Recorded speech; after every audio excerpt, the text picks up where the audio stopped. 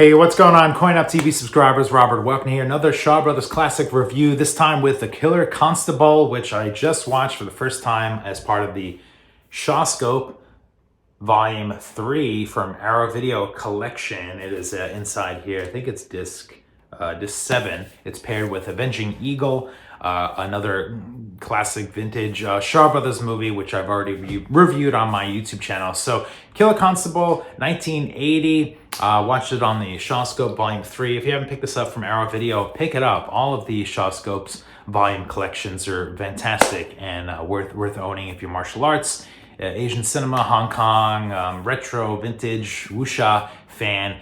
Check it out. This video will have some spoilers and a little bit of discussion on here. So let me start off with the IMDb synopsis. So from IMDb's page, it says, righteous Constable Len Yin has a fearsome reputation of killing criminals without remorse. But after being assigned to track a gang that robbed the Imperial Treasury, he comes to find that his reputation is being used against him.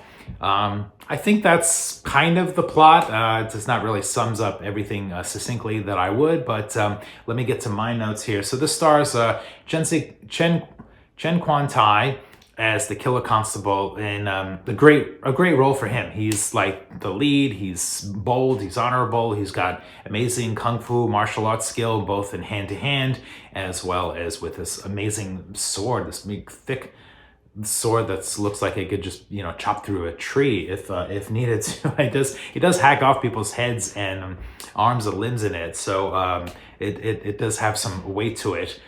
So I wrote in my notes here, intense movie with plenty of action, mostly an easy story to follow along with a few twists and turns along the way. I found myself enjoying the movie more the second time around. So I suggest if you go into Killer Constable blind, which I did, you almost have to watch it twice because it's got some depth. It's got a lot of characters and a lot of stuff happening in it that I think you need 2 viewings to appreciate. And I'll talk more about the Blu-ray, but the Blu-ray comes with like 3 commentary tracks on there, so that gives you even more reason to watch it over and over again to pick up on things. So far, I've only watched the movie twice. Once the original subtitles, and then once with the Tony Rang's commentary. I'll revisit with the other ones another time. So getting to my notes here. So I wrote down, so I'm going to try and condense this a bit. I wrote down pros and cons, you know. So here's my pros. Tons of outdoor exterior locations, scenic shots, very uncommon for Shaw Brothers movies in this era. I feel like a lot of Shaw Brothers movies were like on the set, fake backgrounds, fake skies, fake water, fake trees, and fake plants. So great to see like water and cliffs and you know, just like real dirt. That was kind of cool. And there's a really nice standout scene fighting in the rain about an hour into this movie that, like, I mean, when they shot this with rain, it was like rain pouring down, like mud and rain, and it looked like a brutal fight scene, and big props there. Back to still in the pros here, eclectic cast of characters, and with interesting weapons and wardrobe or vibes to them, interesting looks. There's a clever scene where this is again about halfway through the movie where one of the characters shoots scorpion darts at some of our heroes / villains, anti-heroes, anti-villains, and like, I don't know what they did. They had some I mean, it had to be like a dart on a string or something, but the effect of it just looked fantastic where Chen like blocks it with his sword case. So some of that effect, I was just like, wow, like this is from back in 1980, practical effects. You know, like that surprised me right there. Let's see. Some epic music. So this is kind of a funny thing. I wrote down my notes, epic sweeping music, especially around the 1 hour mark where they're outside fighting, where there's like a burning house. And then I wrote my notes, I'm unsure if this movie was original or borrowed or lifted from other movies. And then when I was watching the commentary with Tony Rang's, he was talking about how he's not a fan of the music in this movie, and they thought it was like countering the visuals in it, and then did sort of talk about how a lot of this movie's music would be lifted like other Shaw Brothers music. So the music is great. I thought it punctuated some of the scenes.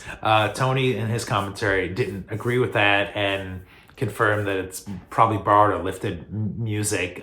So that's kind of a funny topic, the music of the Shaw Brothers things. All right, let's get into the cons.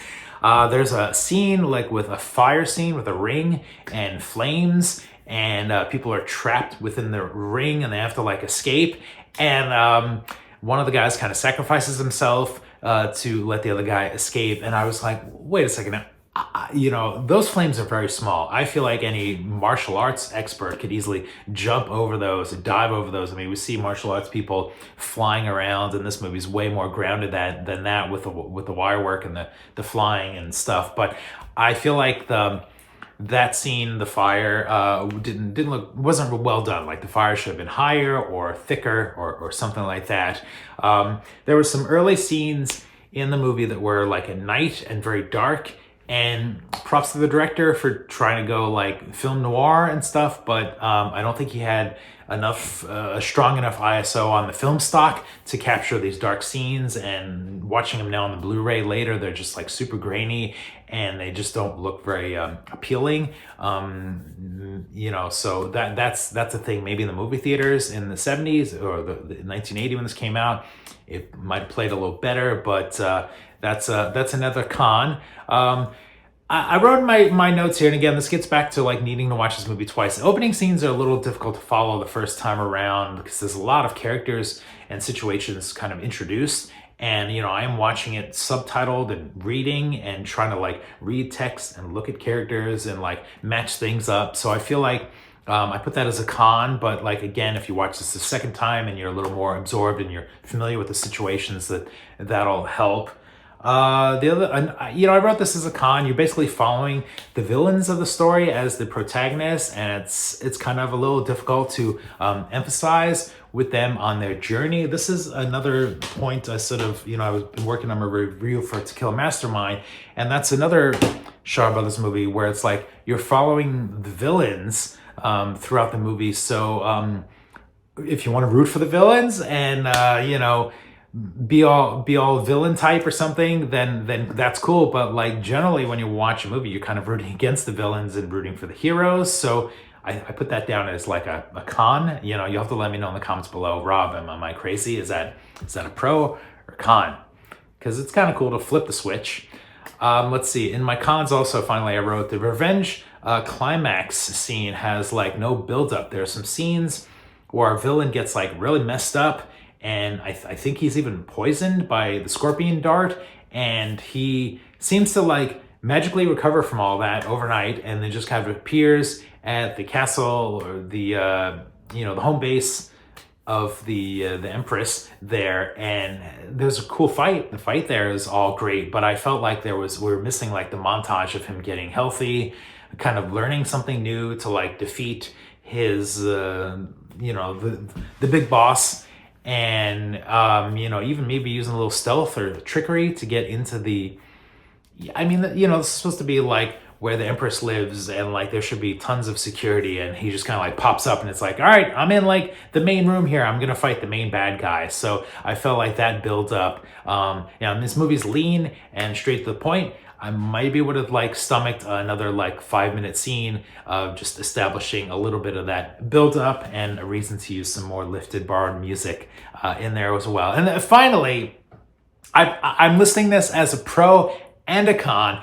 This movie is super bloody. There's decapitation parts all over. So depending on your sensitivity, it's a pro or a con. If you want beheadings, body parts, women and children, their children, well, there's women and men and lots of people getting killed, and brutal. People die from fire, stabbing, darts, poison, again, decapitation and stuff. So it's a pro to con. I can take it. I'm okay.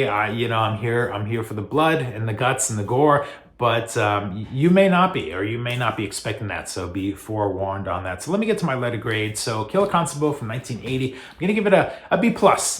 Very fun movie. I feel like, I know there was an 88 release of this years ago that went out of print that I never picked up, and this is my first time watching it. And I feel like this is a movie that nobody really talks about as being like a really fun, entertaining movie. Maybe it's because of all the gore, the blood, guts, and gore on there. So this is on disc 7. It is paired with the fantastic Avenging Eagle as well. Like I was saying, there's multiple commentaries on here. Tony Rang's, Feng Chang, and Brian Bankston. So you get the usual suspects on there. And there was some alternate scenes. Oh, and then there's also, as a bonus on one of the other discs, there's like the Korean cut of Killer Constable, which I haven't watched yet. So maybe I'll make a Korean cut review or something. Mitch was saying that like it kind of like changes a lot of the elements of the movie, maybe the tone or something. So that was, you know, that's kind of interesting to know that there's like a completely revamped version of it. So let me know in the comments below. Do you have the ShawScope 3 yet? Are you treating yourself to an early Christmas present? Are you a fan of Killer Constable and what my thoughts are? I look forward to your comments. Hopefully you're having a great holiday season. For CoinOp TV, we will see you next time.